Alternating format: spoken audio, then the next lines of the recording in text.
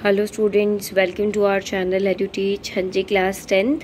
तो बेटा जी, हमने अपना जो है चैप्टर नंबर 6 तो शुरू कर दिया है, लेकिन आपका जो चैप्टर नंबर 3 है मेटल्स एंड नॉन मेटल्स, उसके आपके in-text questions and exercise questions left थे। तो वो आज हम इंटेक्स्ट क्वेश्चंस इस वीडियो में कवर करते हैं, ठीक है। तो जो आपका ये है, आपका पेज नंबर 40 है, उस पर आपके ये दो क्वेश्चंस गिवन है। That is, first question is given example of a metal which is liquid at room temperature. तो हमने भाई पढ़ी थी कौन सी मेटल है जो कि लिक्विड है at room temperature. And second, can be easily cut with a knife, is the best conductor of heat, is the poor conductor of heat. ठीक है, तो आंसर्स आर हेयर। ठीक है, तो मर्क्यूरी जो है हमारी क्या है, is liquid at room temperature. मैंने ये तुम्हें पहले भी बताया था, थर्मोमीटर का एग्जाम्पल भी दिया था तुम्हें कि मरकरी हमारी एक ऐसी मेटल है जो कि क्या है, लिक्विड है एट रूम टेम्परेचर। उसके बाद सोडियम पोटेशियम मेटल्स आर, ये सिंबल लिखे हुए हैं मैंने ब्रैकेट में, ठीक है। Sodium potassium metals are those metals which are very soft, they can be easily cut with a knife. Third question है आपका, थर्ड पार्ट कहता है कि बेस्ट कंडक्टर ऑफ हीट कौन होती है, कॉपर एंड सिल्वर होती हैं, एंड पुअर कंडक्टर होती हैं लेड एंड मर्क्यूरी। ठीक है, ये एग्जांपल्स आपने देने थे। देन सेकंड क्वेश्चन कहता है डिफाइन करो मेलिएबल का मतलब क्या होता है एंड डक्टाइल का मतलब क्या होता है। तो मैंने बताया था तुम्हें पहले भी बेटा, मेलिएबल का मतलब क्या होता है कि जब हम मेटल्स को थिन शीट्स में कन्वर्ट कर देते हैं बीट करके, तो उसको बोलते हैं, उस प्रॉपर्टी को हम मेलिएबिलिटी। एंड डक्टिलिटी का मतलब क्या होता है कि जब हम उनको क्या कर देते हैं, ड्रॉ कर देते हैं वायर्स के अंदर, तो वो उसको हम क्या बोलते हैं, डक्टिलिटी। तो एग्जाम्पल थिन शीट्स का इज एल्यूमिनियम, हम एल्यूमिनियम को शीट्स में बदलते हैं, तुम्हारा एल्यूमिनियम फॉइल पेपर। ठीक है, एंड देन एक तुम्हारी जो खासियत, वैसे तो और भी हैं, कॉपर की वायर होती है, आयरन की होती है, ठीक है, सिल्वर की होती है, लेकिन जो गोल्ड की वायर है, देखो 1 ग्राम ऑफ गोल्ड से ना 2 किलोमीटर लंबी जो है ना लेंथ ऑफ वायर जो है वो बन सकती है 2 ग्राम ऑफ गोल्ड से। क्लियर है जी।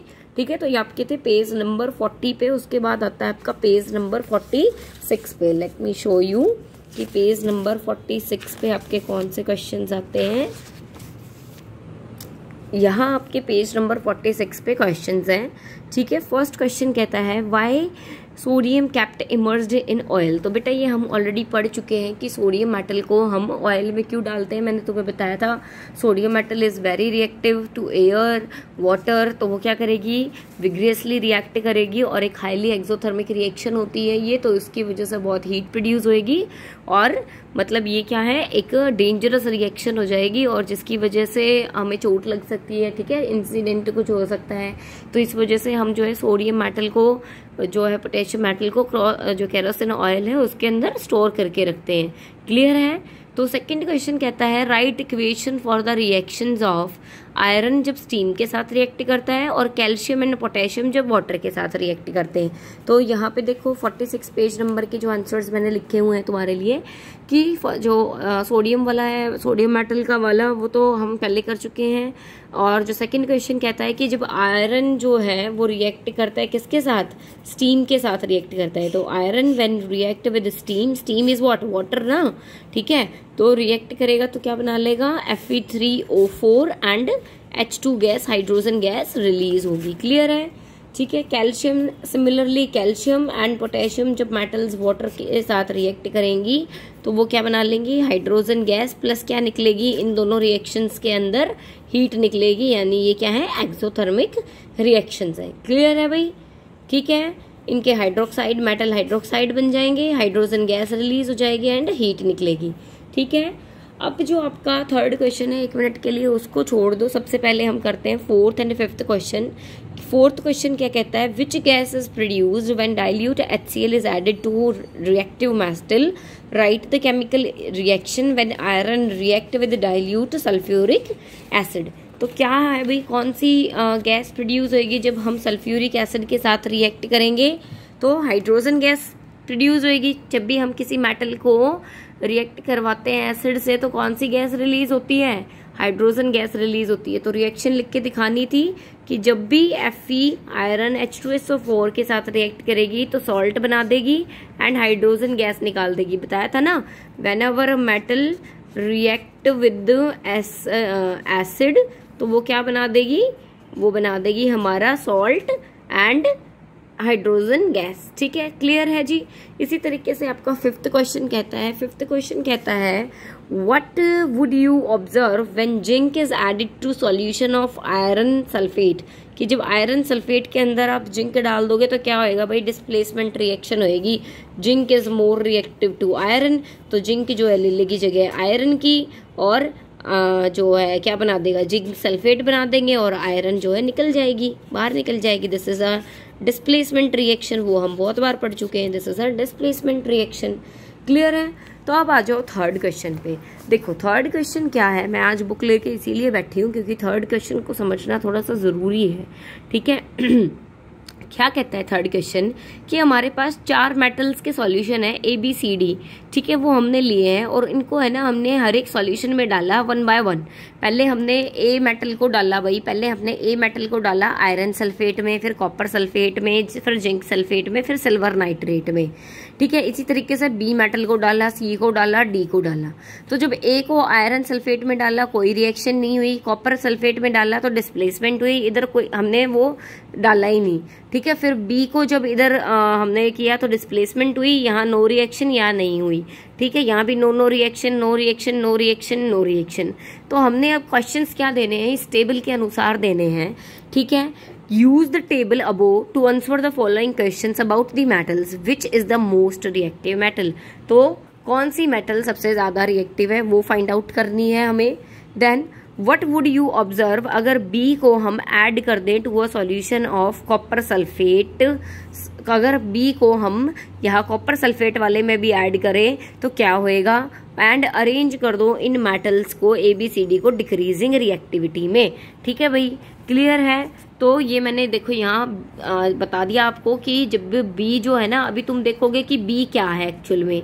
ठीक है, वो कितनी रिएक्टिव है, क्या वो कॉपर से ज्यादा रिएक्टिव है, तो ऑब्वियसली वो कॉपर से ज्यादा रिएक्टिव है। अभी जो A पार्ट है ना वो तुम्हें मैं सॉल्व करवाऊंगी अच्छे से। ठीक है, तब आपको पता चलेगा कि B is more reactive than copper, इसीलिए वो जो B है वो कॉपर को सल्फेट सॉल्यूशन से हटा देगा और डिस्प्लेसमेंट रिएक्शन कर देगा। तो B इज आर सबसे मोस्ट रिएक्टिव, उसके बाद A आता है, उसके बाद C मेटल आती है और उसके बाद D मेटल। अब कहोगे मैम नाम तो यहाँ दे नहीं रखे, आपको क्या पता B पहले आएगा, A पहले आएगा, बाद में आएगा। तो वो हमने कैसे देखना है, वो हमने ऐसे देखना है। अभी तुम्हें मैं समझाती हूँ, let me show you just a minute. ठीक है, हियर इज द आंसर। देखो क्या हुआ भाई, जब हमने A मेटल को आयरन सल्फेट में डाला तो कोई रिएक्शन नहीं हुई, एंड जब हमने A को कॉपर सल्फेट में डाला तो डिस्प्लेसमेंट रिएक्शन हुई। तो यानी कि मैं इस बात से ये कंक्लूजन लगा सकती हूँ कि A जो है वो आयरन से तो कम रिएक्टिव है। अब कम रिएक्टिव है तभी तो रिएक्शन नहीं हुई ना, ज्यादा रिएक्टिव होती तो हटा देती आयरन को। लेकिन A कॉपर से ज्यादा रिएक्टिव है तभी तो डिस्प्लेसमेंट हो गया और कॉपर को हटा दिया। ठीक है, तो यानी A जो है वो कॉपर से ज्यादा रिएक्टिव है। तो मैं यहाँ लिख सकती हूँ ना ऐसे कि A पहले आएगी रिएक्टिविटी में और फिर कॉपर आएगी, लिख सकती हूँ A is more reactive than copper. ऐसे जो रिएक्टिविटी है वो डिक्रीज हो रही है, ऊपर ज्यादा होती है नीचे कम होती है। तो A की रिएक्टिविटी कॉपर से ज्यादा है, मैं ये इस इक्वेशन से डिड्यूस कर सकती हूँ। और ये डिड्यूस कर सकती हूँ कि जो आयरन है उसकी रिएक्टिविटी A से ज्यादा है, तभी तो A हटा नहीं पाया ना आयरन को। तो A की कॉपर से तो ज्यादा है पर आयरन से कम है, तो यानी आयरन की A से ज्यादा है। समझ रहे हो ना मेरी बात। तो हमने इस वाली फर्स्ट वाली A वाली मेटल की रिएक्शन से ये डिड्यूस कर लिया कि पहले तो आएगा भाई आयरन, फिर आएगा हमारा A मेटल जो भी है वो, और फिर आएगी कॉपर मेटल। ठीक है, फिर हमने देखा B को हमने जब आयरन सल्फेट और जिंक सल्फेट में डाला तो क्या हुआ कि जब हमने B को डाला ना आयरन सल्फेट में तो डिस्प्लेसमेंट हो गई, यानी कि अब B आयरन से ज्यादा रिएक्टिव है ना, तभी तो डिस्प्लेस कर दिया ना B ने। तो अब भाई B से ऊपर कौन आ जाएगी हमारी, B से ऊपर आ जाएगी Fe से ऊपर कौन आ गई B, क्योंकि B ने आयरन को हटा दिया। ठीक है, तो इसीलिए B फिर आयरन फिर A फिर कॉपर। समझ में आई। लेकिन अब देखो दूसरी स्टेटमेंट, लेकिन जो B है जब हमने उसको जिंक सल्फेट में डाला तो कोई रिएक्शन नहीं हुई, यानी कि B जिंक सल्फेट से कम रिएक्टिव है, यानी कि B इज कम रिएक्टिव टू जिंक सल्फेट, यानी zinc sulphate is zinc metal is सबसे ज्यादा रिएक्टिव, फिर B फिर आयरन फिर A फिर कॉपर। समझ में आई बात। उसके बाद देखो जी C मेटल्स के बारे में। C मेटल को चाहे हमने FeSO4 में डाला, चाहे ZnSO4 में डाला, चाहे कॉपर सल्फेट में डाला, किसी में भी कोई रिएक्शन नहीं दिखाई, तो यानी वो सबसे नीचे आने वाली है इन सबके। तो डाल दिया जी सबसे नीचे C डाल दिया, ठीक है। लेकिन हमने देखा C ना सिल्वर नाइट्रेट में डिस्प्लेसमेंट रिएक्शन दिखा रही है, यानी C से पहले C से ज्यादा Ag से ज्यादा रिएक्टिव कौन है? Ag से ज्यादा रिएक्टिव है भाई हमारी C मेटल, ठीक है। तो पहले C आ गया, फिर Ag आ गया, और D में हमने देखा कोई भी रिएक्शन नहीं हो रही, यानी D सबसे कम रिएक्टिव है। समझ में आया कि कैसे हमने रिएक्टिविटी डाल दी है, कौन सबसे ज्यादा रिएक्टिव है, तो पता चल गया ना। अब आंसर B सबसे ज्यादा रिएक्टिव है, फिर A है, फिर C है एंड फिर D है। क्लियर है जी, ठीक है। तो ये था आपका third question of page number your 46, ठीक है। अब आ जाओ पेज नंबर 49 पे। 3 क्वेश्चंस आर देयर, ठीक है। वो क्या कहते हैं आपके जो पेज नंबर 49 के क्वेश्चंस हैं, 2 क्वेश्चंस है सॉरी। फर्स्ट क्वेश्चन कहता है इलेक्ट्रॉन डॉट स्ट्रक्चर बनाओ सोडियम का, ऑक्सीजन का, मैग्नीशियम का। इसी का सेकंड पार्ट कहता है शो करो formation of sodium oxide, magnesium oxide electron transfer से। देन आयंस बताओ इनमें कितनी है। Then why do ionic compound have high melting point. अब मैंने ये तुमसे पहले डिस्कस किया हुआ है, आयनिक कंपाउंड का मेल्टिंग पॉइंट ज्यादा क्यों होता है भाई? इसलिए होता है ज्यादा क्योंकि वो क्या करते हैं, स्ट्रॉन्ग बॉन्ड बना लेते हैं। तो उस स्ट्रॉन्ग बॉन्ड को तोड़ने के लिए अब मेहनत भी तो लगेगी ना, ठीक है। तो ज्यादा टेम्परेचर देना पड़ेगा। क्लियर है। तो देखो भाई इलेक्ट्रॉन डॉट स्ट्रक्चर कैसे लिखेंगे, सोडियम ऑक्सीजन एंड मैग्नीशियम का। सोडियम का एटॉमिक नंबर 11, ऑक्सीजन का 8, मैग्नीशियम का 12। तो 281 इज द इलेक्ट्रॉनिक कॉन्फ़िगरेशन। यहाँ पे क्या हो जाएगी 26, यहाँ क्या हो जाएगी 282। तो लास्ट में वैलेंस इलेक्ट्रॉन कितने हैं 1, यहाँ कितने हैं 6, यहाँ कितने हैं 2। तो electron dot structure 1, 6 electrons, 2 electrons. Representation आ गई इलेक्ट्रॉन डॉट की, पहले सिखाई हुई है ना, ठीक है। अब 49th क्वेश्चन में देखो कि भाई इलेक्ट्रॉन ट्रांसफर से ये बनाने थे हमने कंपाउंड। अब सोडियम के पास पता है हमें एक होता है, ऑक्सीजन के पास हमें पता है 6 होते हैं। तो ये इनके साथ शेयरिंग कर लेंगे, ठीक है। तो Na2 पॉजिटिव हो जाएगा, यानी इसने अपने 2 इलेक्ट्रॉन दे दिए, ऑक्सीजन ने 2 ले लिए, तो 2 नेगेटिव हो जाएगा। Similarly with the magnesium and ions जो है वो प्रेजेंट जो Na2 और MgO में क्या है, Na में तो Na पॉजिटिव, Mg में Mg2 पॉजिटिव, इधर O2 नेगेटिव, ऑक्सीजन हमारा 2 नेगेटिव होता है। क्लियर है जी, ठीक है। क्लियर है आपको इन टेक्स्ट के क्वेश्चंस अपने, ठीक है। तो अभी एक्सरसाइज के क्वेश्चंस बचते हैं आपके इस चैप्टर के, वो भी मैं आपको ऐसे ही पेपर पे करा दूंगी, ठीक है। आप लोगों को पता ऑलरेडी बहुत अच्छे से चल रहा होगा, मेरी तबीयत बिल्कुल भी ठीक नहीं है, मैं नहीं करा पा रही हूँ बोर्ड पे, ठीक है। तो धीरे धीरे आपका सिलेबस जो है ऐसे मैं कवर करवा दूंगी, एक्सरसाइज के क्वेश्चंस भी आपको मिल जाएंगे, और 6th चैप्टर हमने ऑलरेडी शुरू कर दिया है। चलो, थैंक यू सो मच।